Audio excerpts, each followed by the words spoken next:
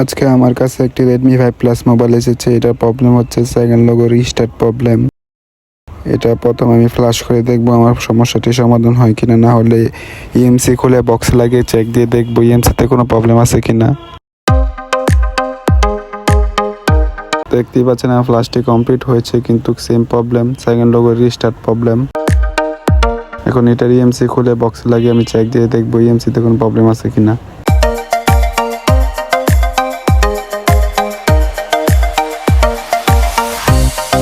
ইএমসিটি খুলে এখন এটা রিবল করে বক্সে লাগিয়ে চেক দিব।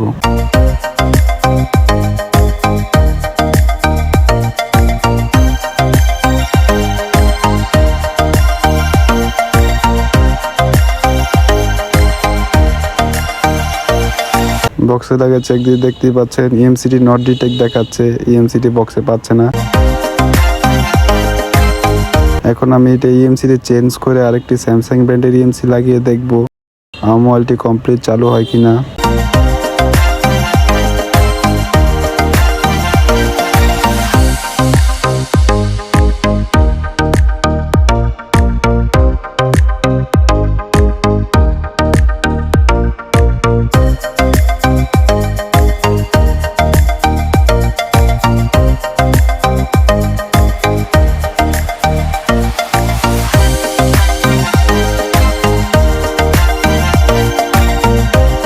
ইঞ্জিন রুমে ফ্লাশ করে আমার মোবাইলটি কমপ্লিট চালু হয়েছে।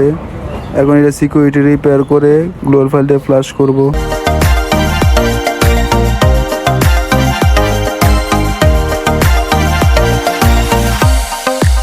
আলহামদুলিল্লাহ আমার মোবাইলটি কমপ্লিট রান হয়েছে, দেখতেই পাচ্ছেন।